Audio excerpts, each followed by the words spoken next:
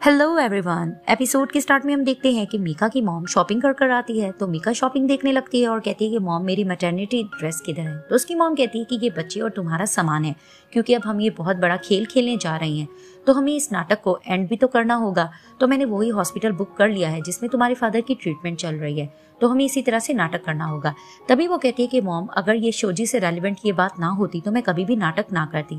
खैर अब मैं जा रही हूँ, मुझे पैकिंग करनी है। तो वहां पर ही उसकी मॉम कहती है कि जरा ध्यान से, अगर तुम प्रेगनेंसी का नाटक कर रही हो तो तुम्हें अपनी चाल ढाल पे थोड़ा ध्यान देना होगा। तो वो कहती है मैं समझ गई। सीन शिफ्ट होता है। किंचन मोजिलो को खाने के लिए कुछ देता है। तो मोजिलो से डिस्कस करती है कि मुझे ऐसा लगता है किंचन कि मीका प्रेगनेंसी का कोई नाटक कर रही है। तो किंचन कहता है वो कैसे। तभी वो कहती है कि वो लू फैमिली में शादी करने के लिए तड़प रही है। अगर वो प्रेग्नेंट होती तो उसको इस बच्चे से भी बहुत प्यार होता, वो इस तरह से हील्स पहनकर ना घूमती। तो किंचन उसको कहता है कि अगर इस खेल में शोजी और ये दोनों मिले हुए हैं तो ये बहुत गलत बात है, हमें इन्हें रोकना होगा। तभी फिर वो कहती है कि लेकिन जहाँ तक मुझे पता है शोजी अपने आप को बचा लेगा, वो अपने पे इल्जाम नहीं लगने देगा और मीका फंस जाएगी। तो किंचन उसको कहता है कि वैसे भी मैं कार एक्सीडेंट केस को इन्वेस्टिगेट वैसे भी तो कर रहा हूँ, तो वैसे भी शोजी को उसका बदला मिल जाएगा। और वैसे भी अब हमें ग्रैंडपा को रोकना चाहिए, क्योंकि वो इंडस्ट्रियल लाइन इनको गिफ्ट करने जा रहे हैं, तो सबसे पहले जाकर हमें उनको रोकना होगा। तभी वो कहते हैं तुम ठीक कह रहे हो, और वहीं उसको कहते हैं चलो हम डिनर एंजॉय करते। तो दोनों डिनर एंजॉय करने लग जाते हैं।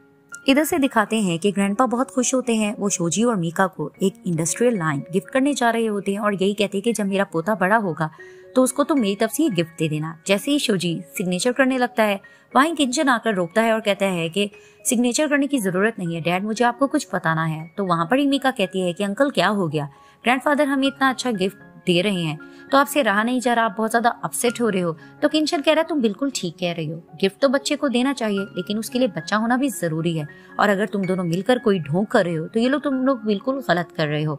तो वहीं शोजी मीका को कहता है कि मैं उम्मीद करता हूँ मीका तुम बिल्कुल सच कह रही होगी।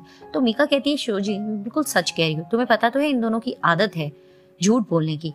तो वहां पर ही मोजिलो कहती है कि तुम बिल्कुल ठीक कह रही हो, वैसे भी तुम बिल्कुल अपनी मॉम जैसी हो, जिस तरह तुम्हारी मॉम ने किया था ना तुम सेम वैसा ही नाटक करने जा रही हो। तो वहीं मीका को गुस्सा आता है, तो वो मोजिलो के पास आती है और कहती है तुम्हारी जुर्रत कैसी हुई कि तुम मेरी मॉम के बारे में इस तरह की बातें करो। तो वो मोजिलो से लड़ने लगती है। तो मोजिलो मीका को जोर से धक्का देती है, वो सोफे पे जाकर गिर जाती है। वहां पर ही ग्रैंडपा जोर से चिल्लाने लगते हैं कि डॉक्टर को बुलाओ, कहीं इसको नुकसान तो नहीं हो गया, और शोजी भी परेशान होने लगता है। तो मीका कहती है मैं बिल्कुल ठीक हूँ। तो किंचन कहता है कि तुम्हारे साथ इतना बड़ा हादसा हो गया है, प्रेगनेंसी की अर्ली स्टेज में ये चीज ठीक नहीं होती, तुम्हें डॉक्टर के जाना चाहिए, और तुम्हारी सिस्टर ने मेडिकल पढ़ा हुआ है, तुम उससे पूछ लो। तो वहीं मोजिलो कहती है कि किंचन बिल्कुल ठीक कह रहा है, प्रेगनेंसी की अर्ली स्टेज में जब ऐसा हो जाता है तो हमें तुरंत हॉस्पिटल चलना चाहिए, तो ये सब कुछ मेरी वजह से हुआ है, मैं तुम्हें हॉस्पिटल ले चलती हूँ। तो वहां पर ही शोजी चिल्लाता है अपने ड्राइवर को कि कार निकालो। वहां पर ही मीका कहती है कि नहीं नहीं शोजी मैं बिल्कुल ठीक हूँ, हॉस्पिटल जाने की जरूरत नहीं है। तो मोजिलो कहती है कि इतना बड़ा हादसा तुम्हारे साथ हो गया है लेकिन तुम हॉस्पिटल जाने से कतरा रही हो, जो कुछ मैं समझ रही हूँ वो सच है ना, यानी कि तुम फेक प्रेगनेंसी का ढोंग कर रही हो। तो वहीं दिखाते हैं कि किंचन ग्रैंडपा को फाइल्स दिखाता है और कहता है कि डैड ये फेक प्रेगनेंसी की फाइल्स है जो इन्होंने सर्टिफिकेट इसने और इसकी मॉम ने बनवाए, ये ज्यादा से मुझे मिल चुकी है। तो ग्रैंडपा जैसे वो फाइल्स देखते हैं वहीं वो मीका पे चिल्लाने लगते हैं कि तुम्हारी जुर्रत कैसे हुई, पहले तुमने अपनी सिस्टर पे इल्जाम लगाया और फिर सेकेंडली जब शोजी ने ड्रिंक किया हुआ था तुमने उसके साथ जबरदस्ती सेक्स किया, और अब तुम फेक प्रेगनेंसी का ढोंग कर रही हो, तुम ये कैसे कर सकती हो। तो वो गुस्से से उस पर फाइल मार कर चले जाते हैं। वो पीछे से ग्रैंडपा को आवाजें भी लगा रही होती है। तो वहां पर ही शोजी भी वही रिपोर्ट्स उठाता है और देखकर मीका से क्वेश्चनिंग करता है कि तुम्हारी जुर्रत कैसी हुई कि तुम मुझसे इस तरह से झूठ बोलो। तभी वो कहती है मुझे एक्सप्लेन करने का मौका दो, लेकिन वहीं शोजी बहुत गुस्सा होता है और उसको कहता है कि तुम मुझे अपना चेहरा मुझे कभी भी मत दिखाना और यहाँ से दफा हो जाओ। तो उसको वहां से निकाल देता है। सीन शिफ्ट होता है। शोजी अपनी मॉम की लॉयर से मिलने जाता है और पूछता है मेरी मॉम कैसी है। तो लॉयर बताता है कि तुम्हारी मॉम बिल्कुल ठीक है और उन्होंने मुझे तुम्हें एक मैसेज देने के लिए कहा है जो कि बहुत इंपॉर्टेंट मैसेज है। तो लॉयर आके शोजी के कान में एक इंपॉर्टेंट मैसेज देता है मिसेस फैंग का, जो कि मेमोरी कार्ड से रेलेवेंट होता है। सीन शिफ्ट होता है। किंचन कार में होता है तो जियाजो उसको एक मेमोरी कार्ड देता है और बताता है कि ड्राइवर ने मुझे यही एविडेंस दिया है मिसेस फैंग और उसके बेटे के खिलाफ। तो किंचन हैरान होकर कहते हैं कि ड्राइवर कितना ज्यादा तेज निकला, और मिसेस फैंग पे मुझे हैरत है कि उन्होंने इन्वेस्टिगेशन भी नहीं की कि उनके खिलाफ एक एविडेंस बनाया गया है। तो जियाजो कहता है कि हाँ, जब मिसेस फैंग और शोजी ने रिवर क्रॉस किया था एक्सीडेंट के बाद तो उसने इनकी ये वीडियो क्लिप बना ली थी। तभी फिर वो उसको एविडेंस दे देता है और किंचन मन में सोचने लगता है कि देखते हैं कि अब ये दोनों आगे क्या चाल चलते हैं। तो दिखाते हैं कि वहां पर ही किंचन को शोजी की कॉल आती है और वो उसको एक जगह पे मिलने के लिए बुलाता है। तो किंचन कहता है कि ठीक है, मैं तुम्हारे पास आ रहा हूँ। तो उसी लोकेशन पे किंचन पहुंच जाता है और आवाज लगाता है कि शोजी तुम कहाँ हो, मैं यहाँ आ गया हूँ। तो शोजी निकलता है और उसको कहता है कि तुम मेमोरी कार्ड लाए हो। तो किंचन कहता है कि हाँ, मैं मेमोरी कार्ड लाया हूँ, लेकिन ये मैं तुम्हें नहीं दूंगा। तभी फिर वो उसको कहता है कि लेकिन यहाँ पर अंकल, मैं मेमोरी कार्ड ही लेने आया हूँ। आज हम दोनों मुकाबला करते हैं, देखते कौन जीतता है। तो वहीं किंचन उसको समझाने की कोशिश करता है कि तुम सरेंडर कर लो, तुम अपनी गलती मान लो, तुम इस तरह से जिद मत करो।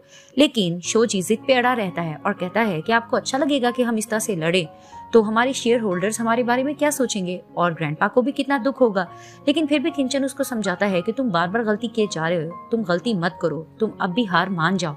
लेकिन वो नहीं मानता और वहां पर ही वो नाटक करके किंचन के करीब आता है और कहता है कि अंकल प्लीज ये मुझे मेमोरी कार्ड दे दें, मुझे पता है कि ये गलत है, क्या आप मुझे जेल जाता हुआ देख सकते हैं और क्या आप ग्रैंडपा को दुखी होता हुआ देख सकते हैं, ये चीज ठीक नहीं है, आप मुझे दे दें। लेकिन वो उसको नहीं दे रहा होता। तो वहां पर ही शोजी उससे लड़ने लगता है और ये दोनों काफी देर तक लड़ते हैं और आखिर दिखाते हैं कि किंचन शोजी को धक्का देता है तो वो नीचे गिरता है और तब भी वो उसको समझाता है कि पुलिस आने वाली है, तुम अब यहाँ से बच नहीं सकती, लेकिन तुम हार मान लो।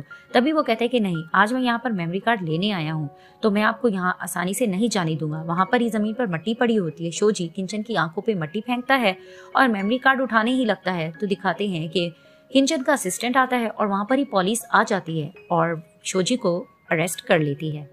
अब दिखाते हैं कि किंचन बैठा होता है तो मोजिलो कहती है कि तुम कैसे हो। तभी फिर वो नाटक करने लगता है कि मैं कहाँ हूँ, मुझे नजर क्यों नहीं आ रहा, और तुम कहाँ हो। तभी वो कहती तुम डराओ तो मत। तभी वो कहता है कि तुम मुझे दिख क्यों नहीं रही, तुम कहाँ हो। और वहां पर ही उसकी हंसी निकल जाती है। तो मोजिलो उसको मारकर कहती है कि तुमने मुझे डरा दिया था, मुझे लगा कि तुम अब देख नहीं पाओगे। तभी वो कहता है मैं मजाक कर रहा था और वो उसको सोफे पे पुश करके कहता है कि ये कैसे हो सकता है कि मैं तुम्हें ना देख पाऊं, क्योंकि अब से मेरी आंखें सिर्फ तुम्हारे लिए हैं, जो कि हमेशा सिर्फ तुम्हें ही देखती रहेंगी। और वहीं वो रोमांटिक होने लगता है और मोजिलो के साथ रोमांस करने लगता है। सीन शिफ्ट होता है। मीका अपने डैड से यही कहती है कि मैंने ये सब कुछ मो फैमिली के लिए किया है, अगर मोजिलो बीच में ना आती तो शोजी आज मेरा होता। तो वहां पर ही मोजिलो एंटर करती है और कहती है कि तुम मो फैमिली के लिए भी हो या सिर्फ उनके पैसों के लिए हो। तभी वो कहती है कि मोजिलो तुम यहाँ क्या कर रही हो, तुम्हारी वजह से आज शोजी मेरा नहीं हो सका और वैसे भी तुम यहाँ से निकल जाओ। तो मोजिलो कहती है कि मुझे नहीं, तुम्हें यहाँ से निकलना चाहिए, ये लो मेरे डैड की विल, इसको पढ़ लेना अच्छे से। तो उसकी मॉम कहती है इसको रीड करो। जैसे ही मीका रीड करती है तो कहती क्या डैड ने सारी प्रॉपर्टी तुम्हारे नाम कर दी है। तो वहां पर ही वो अपने डैड से लड़ने लगती है कि डैड मैं भी तो आपकी बेटी हूँ, आपने ये सब कुछ क्यों किया, और मॉम आपकी कितनी केयर करती थी, फिर भी आपने हमारे साथ ऐसा किया। तो वहीं उसके डैड कहते हैं कि ये तो मुझे पता है कि मेरी कितनी केयर करती थी, ये तो मुझे जान से मारना चाहती थी, मुझे एक्सप्लेन करने की जरूरत नहीं। तो फ्लैशबैक में दिखाया जाता है कि जब इसके डैड हॉस्पिटल होते हैं तो मोजिलो आकर अपने फादर को सब कुछ बता देती है कि आपकी मेडिसिन को रिप्लेस किया गया है और इन दोनों माँ बेटियों ने आपको जान से मारने की कोशिश भी की है। तभी उसके फादर ये सब कुछ सुन के बहुत ज्यादा अपसेट होते हैं और रोने लग जाते हैं कि मेरी आंखों पे पट्टी बंद गई थी और मैं अंधा हो गया था, मुझे ये पता ही नहीं लगा कि ये सब कुछ प्रॉपर्टी के लिए मेरे साथ है। तभी फिर वो रोने लगते हैं और अपनी बेटी को सॉरी करते हैं कि मैंने तुम्हारी मॉम के साथ भी गलत किया, मैं बहुत ज्यादा कंफ्यूज हो गया था, मुझे ये नहीं करना चाहिए था। तभी फिर वो अपने डैड से कहती है कि डैड कोई बात नहीं, पुरानी बातों को हमें भूल देना चाहिए, फिलहाल आपको अपनी हेल्थ का ख्याल रखना चाहिए, आप अपना अच्छे से इलाज करवाएं। तो उसके फादर कहते हैं ठीक है। इधर से दिखाते हैं कि मोजिलो अपनी मॉम की फोटो पकड़कर उनको यही बता रही होती है कि मीका और उसकी मॉम को उनकी किए की सजा मिल चुकी है, काश आप जिंदा होती और आप उनका अंजाम देख पाती।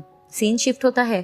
ग्रैंडपा बहुत अपसेट बैठे होते हैं तो किंचन और मोजिलो उनके पास जाते हैं। तो किंचन कहता है कि डैड आप अपसेट मत हो, सब कुछ ठीक होगा। तभी फिर उसके फादर कहते हैं कि मैं कैसे अपसेट ना हो, आखिर वो लोग मेरे फैमिली मेंबर्स जो थे, मुझे दुख हो रहा है। तो वहां पर ही किंचन कहता है कि मैंने बहुत अच्छा लॉयर अरेंज कर लिया है और शोजी को इतनी ज्यादा सजा नहीं मिलेगी। तो ग्रैंडफादर कहते हैं मैं उम्मीद करता हूँ कि जब उसकी सजा खत्म हो जाएगी तो उसके बाद वो एक अच्छा इंसान बनेगा।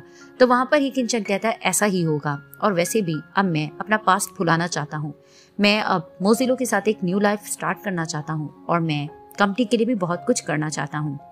तभी फिर उसके डैड कहते हैं कि मैंने नहीं सोचा था कि कॉन्ट्रैक्ट मैरिज तुम दोनों का होगा और अब ऐसा लगता है कि तुम दोनों ही एक दूसरे के लिए बने थे।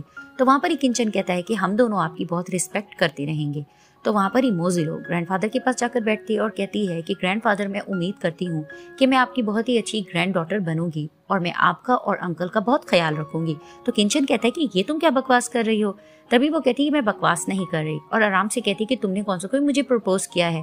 तभी वो ग्रैंडफादर को देखकर कहती है कि वैसे भी मैं छोटी हूँ तो मुझे इसको अंकल ही तो कहना है। तभी फिर वो कहती है कि खैर ग्रैंडफादर, मुझे एक जरूरी काम है, मैं जा रही हूँ। जैसे वो जाने लगती है तो किंचन के फादर उसको कहते हैं कि तुम क्या पागल हो, तुम्हें लड़की को मनाने नहीं आता, जल्दी जाओ उसको मनाओ। तो वो भागता है मोजिलो के पीछे और उसको रोकता है। तो जैसे वो बाहर निकलने लगती है तो किंचन उसको रोकता है। तो वो उसको देखकर कहती है कि अंकल क्या हुआ, क्या आपको मुझसे कोई काम था। तभी फिर वो उसको कहता है कि तुमने मुझे ताना दिया था और ऐसे प्रिटेंड करो जैसे कुछ हुआ ही नहीं। तो वहां पर ही वो मोजिलो को गोद में उठाता है। तो वो कहती है ये तुम क्या कर रहे हो। तभी वो कहता है कि तुमने जो कहा था कि प्रपोज मुझे नहीं किया, तो मैं यही काम करने जा रहा हूँ तुम्हें प्रपोज करने। तो वो उसको प्रपोज करने के लिए ले जाता है गोद में उठाकर, और इस ड्रामे की ऐसे ही हैप्पी एंडिंग हो जाती है।